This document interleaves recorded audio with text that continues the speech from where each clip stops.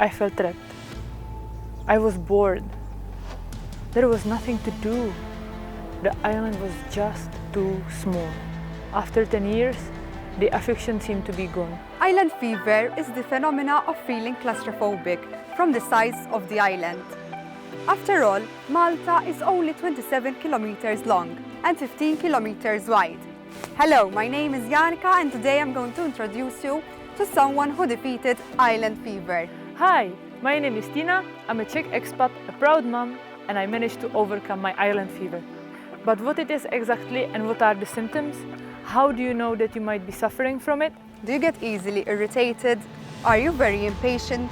Constantly fidgeting and everything is just so annoying? The heat, the humidity, the traffic, the states of the roads, the dust, the cranes, the inefficiency government bureaucracy, the waiting lists at school, the hospital queues. You know what I mean.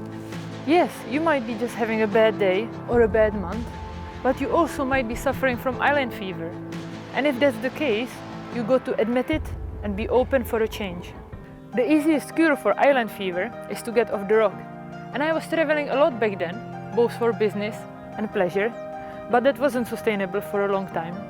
I mean, don't get me wrong, I love traveling, but I was just running away from the problem I had. I wasn't trying to sort it out. How did she do it? Tina had to change the way she feels about Malta. I promised myself to go somewhere new every week, document it and write a blog about it. I basically became a tourist again. I went sightseeing, trekking, museum hopping, or even ziplining.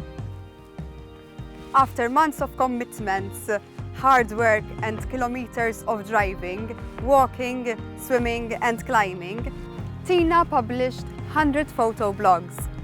Even created an interactive map for you to make it easier to explore the island and plan your trip. Everything is purely based on my own experience. I take all the photos and film the videos that I use in my blogs, which I'm very proud of. I'm getting very knowledgeable about the island that I'm even showing locals what's hidden around the corner. Did it help? Did Maltatina saved her love for Malta? It sure did, but not only that. It gives me a purpose, a sense of accomplishment. It reignites my passion for Malta. Now I remember why I fell in love with this island at the first place. The truth is that island fever and island love are two sides of the same coin. This tiny rock in the Mediterranean might seem too small at times, but it has so much potential and so much beauty. It's up to you to decide which side you're on. Thanks for hanging out. Ciao, ciao. See you next week.